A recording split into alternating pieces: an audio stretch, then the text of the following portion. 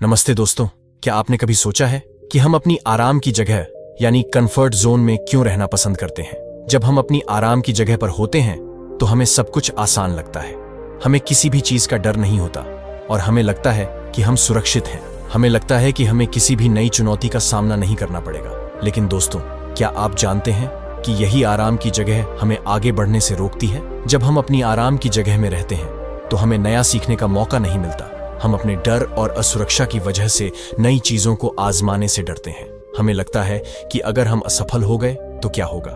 इस डर की वजह से हम अपनी क्षमता को पहचान नहीं पाते और अपने सपनों को पूरा करने का मौका खो देते हैं। आराम की जगह में रहने से हमें आलस भी आ जाता है। हमें लगता है कि जो हो रहा है वही ठीक है और हमें कुछ बदलने की जरूरत नहीं है। लेकिन दोस्तों, इस सोच की वजह से हम अपनी जिंदगी में कोई बदलाव नहीं ला पाते और हम वहीं के वहीं रह जाते हैं। इस कहानी के माध्यम से हम जानेंगे कि कैसे हम अपनी आराम की जगह से बाहर निकल सकते हैं और अपनी असली क्षमता को पहचान सकते हैं। यह कहानी हमें सिखाएगी कि नई चुनौतियों का सामना कैसे करना है और अपनी जिंदगी को बेहतर कैसे बनाना है। तो चलिए सुनते हैं इस अद्भुत कहानी को और सीखते हैं कुछ महत्वपूर्ण बातें जो हमारे जीवन को बदल सकती है। एक बार की बात है, उज्जैन नगरी जो अपनी भव्यता और समृद्धि के लिए प्रसिद्ध थी। उस उज्जैन नगरी पर एक ऐसे राजा का राज्य था जिनकी वीरता और बुद्धिमानी की कहानियां दूर दूर तक फैली हुई थीं। उस राजा का नाम राजा विक्रमादित्य था। उनकी प्रजा उनसे अत्यंत प्रेम करती थी। राजा विक्रमादित्य न केवल दयालु और न्यायप्रिय थे बल्कि साहसी और बुद्धिमान भी थे। और इसी प्रजा के प्रेम के कारण राज्य में चारों तरफ खुशहाली और समृद्धि थी। इस राजा का एक मित्र था जिनका नाम राजा ध्रुवसेन था। वे पड़ोसी राज्य के राजा थे। दोनों राजाओं के बीच अटूट दोस्ती थी जो वर्षों से चली आ रही थी। दोनों राजाओं की दोस्ती बचपन से ही शुरू हुई थी। दोनों बचपन में एक ही गुरुकुल में शिक्षा प्राप्त करते थे। गुरुकुल से शिक्षा पूरी करने के बाद दोनों राजा अपने अपने राज्य की भागदौड़ संभालने लगे। इस दोस्ती ने दोनों राजाओं को अनेक लाभ प्रदान किए थे। जब भी किसी राजा पर कोई संकट आता, दूसरा राजा उसकी सहायता के लिए हमेशा हाजिर रहता। उनकी दोस्ती के कारण दोनों राज्य शांत और समृद्ध रहे। एक बार राजा ध्रुवसेन के राज्य पर एक शक्तिशाली शत्रु ने आक्रमण कर दिया। राजा ध्रुवसेन की सेना उस शत्रु की विशाल सेना के सामने टिक नहीं पा रही थी। हार के कगार पर पहुंचकर राज ध्रुवसेन ने अपने मित्र राजा विक्रमादित्य को संदेश भेजा। यह संदेश मिलते ही राजा विक्रमादित्य अपनी सेना के साथ तुरंत पड़ोसी राज्य की ओर रवाना हो गए। उन्होंने राजा ध्रुवसेन की सेना का साथ दिया और शत्रु सेना पर अपनी विजय हासिल की। इस घटना के बाद दोनों राजाओं की दोस्ती और भी मजबूत हो गई। उनकी दोस्ती राजाओं और प्रजा के लिए प्रेरणा बन गई। लोग उनकी दोस्ती की कहानियां सुनते थे और उनके आदर्शों की प्रशंसा करते। युद्ध जीतने के बाद राजा ध्रुवसेन राजा विक्रमादित्य का शुक्रिया अदा करना चाहते थे। उन्हें कोई ऐसा तोहफा चाहिए था जो उनकी गहरी दोस्ती को दर्शाए। लेकिन उन्हें लगा कि सोने चांदी के गहने या हीरे जैसे दिखावटी सामान ठीक नहीं रहेंगे। कुछ देर विचार करने के बाद अचानक उन्हें एक शानदार विचार आया। उन्होंने दो खूबसूरत और शानदार बाज के जोड़े को तोहफे के रूप में देने का फैसला किया। उसने सोचा, बाज न सिर्फ ताकतवर और आत्मविश्वास से भरे होते हैं बल्कि जोड़े में रहते हुए एक दूसरे के लिए अटूट वफादारी दिखाते हैं, ठीक वैसे ही जैसे उसकी और राजा विक्रमादित्य की दोस्ती बचपन से रही है। राजा ध्रुवसेन को लगा कि यह बाज उनकी और राजा विक्रमादित्य की अटूट दोस्ती को दर्शाने का इससे अच्छा तोहफा और कुछ नहीं हो सकता। और तो और यह बाज अभी छोटे और युवा होने के कारण यह बाज उन दोनों को अपने बचपन की दोस्ती की याद दिलाएगा। अगले ही दिन दो युवा बाजों के जोड़े को चमचमाते सोने के तारों से सजे खास पिंजड़े में रखा गया। राजा ध्रुवसेन ने राजा विक्रमादित्य को बाज देते हुए कहा, मित्र, तुम्हारी सहायता के बिना युद्ध जीतना असंभव था। तुम्हारे साहस और रणनीति ने हमें विजय दिलाई और हमारी इसी अटूट दोस्ती को दर्शाने के लिए मैं तुम्हारे लिए एक तोहफा लाया हूँ। दरबारी शानदार पिंजड़े को लेकर दरबार के बीच में आ खड़े हुए। पिंजड़े में दो शानदार बाज विराजमान थे। उनकी सुनहरी चोंच और तीखी नजरें कमाल की दिख रही थी। दरबार में सन्नाटा छा गया। सभी लोग इन अनोखे पक्षियों को देखकर हैरान रह गए। राजा ध्रुवसेन ने कहा, मित्र, मैं यह युवा बाजों के जोड़े आपको भेंट करता हूँ। यह न सिर्फ ताकतवर और शानदार हैं बल्कि जोड़े में रहते हुए एक दूसरे के प्रति अटूट वफादारी दिखाते हैं। मुझे लगा कि यह हमारी अटूट दोस्ती का प्रतीक बनने के लिए सही होंगे। यह बाज हमारी पक्की दोस्ती की निशानी है। राजा विक्रमादित्य इन खूबसूरत बाजों को देखकर बहुत खुश हुए। उन्होंने धीरे से पिंजड़े को छुआ और कहा, यह तोहफा अनमोल है। यह बाज हमें हर पल याद दिलाएंगे कि हमारी दोस्ती कितनी मजबूत है। जिस तरह यह पक्षी साथ रहते हैं वैसे ही हम भी हमेशा एक दूसरे का साथ देंगे। मैं इन युवा बाज के जोड़े का बड़े अच्छे से ख्याल रखूंगा। राजा इस बाज को देखकर मोहित हो गए और उन्होंने तुरंत पक्षियों के ट्रेनर को बुलाकर कहा, यह बाज अद्भुत है, मैं चाहता हूं कि तुम इसे सर्वश्रेष्ठ बनाओ। उसने ट्रेनर से कहा, इन बाजों को उड़ना सिखाओ ताकि वे ऊंचे ऊंचे आसमान में जा सके। उन्हें कलाबाजियां सिखाओ ताकि वे हवा में तरह तरह के पैंतरे दिखा सकें। तो उस ट्रेनर ने अगले 2-3 महीने उस बाजों पर काम किया और उन्हें ट्रेनिंग देने लगा। उसने पूरी मेहनत से बाजों को ट्रेनिंग दी, जैसे कि रोजाना उन्हें उड़ने की प्रैक्टिस करवाई, उन्हें अच्छा खाना खिलाया और उनकी सेहत का ख्याल रखा।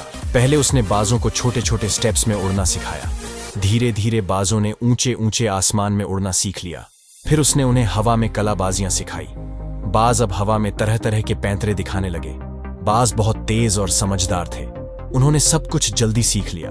ट्रेनिंग पूरी होने के बाद ट्रेनर उन बाजों को लेकर राजा के पास गया और कहा, महाराज, ये बाज अब पूरी तरह से तैयार हैं। ये ऊंचे ऊंचे आसमान में उड़ सकते हैं, हवा में कलाबाजियां दिखा सकते हैं और युद्ध नीति में भी माहिर हैं। लेकिन एक समस्या है जिसे मैं हल नहीं कर पा रहा हूँ। मैं चाहता हूँ कि आप मेरी मदद करें।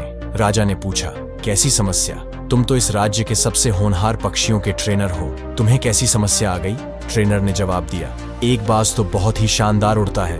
वह आसमान में ऊंची उड़ान भरता है, कलाबाजी करता है और बिल्कुल वैसा ही करता है जैसा मैं उसे सिखाता हूँ। लेकिन दूसरा बाज, वह उड़ने का नाम ही नहीं लेता। वह एक ही डाल पर बैठा रहता है और हिलता भी नहीं है। हालांकि दोनों बाज अच्छी नस्ल के हैं और उनकी देखभाल भी एक जैसी ही की जाती है। राजा ने कहा, क्या तुमने हर संभव प्रयास किया? ट्रेनर ने कहा, जी हाँ महाराज, मैंने हर संभव तरीका अपना कर देख लिया। मैंने उसे अच्छे से अच्छा खाना दिया, उसकी सेहत का ध्यान रखा, उसे उड़ाने की कई बार कोशिश की, लेकिन वह बाज उड़ने का नाम ही नहीं लेता। मुझे समझ नहीं आ रहा कि उसकी समस्या क्या है और कैसे उसे उड़ाया जा सकता है। राजा ने थोड़ी देर सोचा और फिर बोला, ठीक है, हम किसी और विशेषज्ञ की मदद लेते हैं। हो सकता है कोई और इस समस्या का हल निकाल सके। तुमने बहुत मेहनत की है, अब हम मिलकर इसका समाधान ढूंढते हैं। तो राजा ने अपने दरबारियों को बुलाकर कहा, किसी और को यह काम सौंपा जाए। हमारे शहर, हमारी सल्तनत में कोई ऐसा आदमी ढूंढो जो पक्षी प्रेमी हो, जो प्रकृति प्रेमी हो और इस समस्या का समाधान ढूंढ सके। राजा ने कहा, ऐसा आदमी चाहिए जो पक्षियों की भाषा समझ सके, उनसे बात कर सके और यह जान सके कि समस्या क्या है। राजा ने यह भी कहा, दूसरे पक्षी भी तो उड़ रहे हैं, फिर इस बाज को क्या तकलीफ है? एक दरबारी ने राजा से कहा, राजा जी, मैं पूरी कोशिश करूंगा। वह ट्रेनर देश भर में घूमा और आखिरकार एक बौद्ध भिक्षु को खोज कर लाया जो बहुत बड़े पक्षी प्रेमी थे। वह बौद्ध भिक्षु प्रकृति से बहुत प्रेम करते थे और पक्षियों की देखभाल करना उन्हें बहुत पसंद था। जब बौद्ध भिक्षु दरबार में आए तो राजा ने उन्हें अपने उस बाज की समस्या के बारे में बताया। बौद्ध भिक्षु ने कहा, मुझे इस बाज को समझने का मौका दीजिए, मैं इसके साथ समय बिताऊंगा और इसकी समस्या का हल खोजूंगा। राजा ने बौद्ध भिक्षु को जिम्मेदारी सौंपी कि वह बाज को समझे और उसकी समस्या का समाधान निकाले।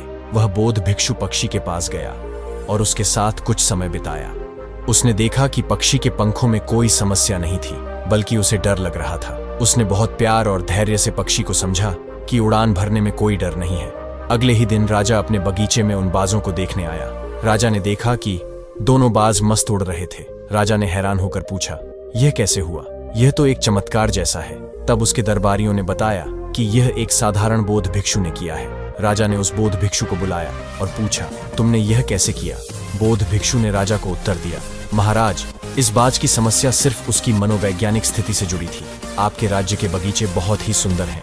इन बगीचों में एक बहुत सुंदर सा पेड़ है और उस पेड़ की एक शाखा पर आपका बाज आराम से बैठता था।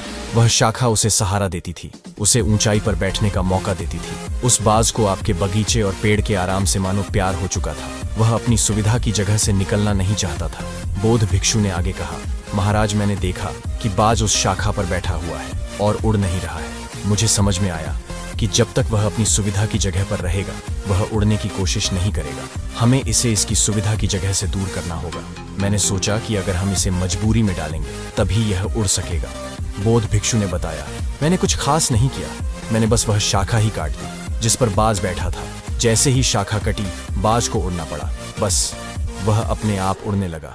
बौद्ध भिक्षु ने आगे कहा, महाराज, यही समस्या अक्सर मैं अपने नए शिष्यों में भी पाता हूँ। वे अपनी सुविधा की जगह से चिपके रहते हैं और आगे बढ़ने से डरते हैं। उन्हें भी मजबूरी में डालकर उनकी आराम की स्थिति से बाहर निकालना पड़ता है ताकि वे अपने अंदर की क्षमताओं को पहचान सकें। और आगे बढ़ सकें। उन्होंने कहा, हर व्यक्ति को अपनी सुविधा की जगह से बाहर निकलने की जरूरत होती है। हमें अपने आराम के दायरे को छोड़कर नई चुनौतियों का सामना करना चाहिए।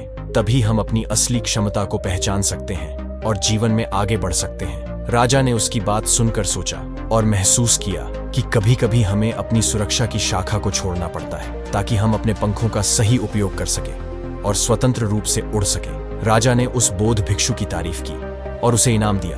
दोस्तों, आपने आज के इस वीडियो से क्या सीखा वह मुझे आप कमेंट में बता सकते हैं। इसी के साथ में उम्मीद है कि आपको आज की वीडियो पसंद आई होगी। तो इस वीडियो को उस इंसान को शेयर करें जिससे यह कहानी सुनने की जरूरत है और उसी के ठीक बाद चैनल को सब्सक्राइब करें। तो चलिए फिर मिलते हैं ऐसी एक और नई वीडियो में एक नए मैसेज के साथ। तब तक के लिए अपना ख्याल रखें। धन्यवाद।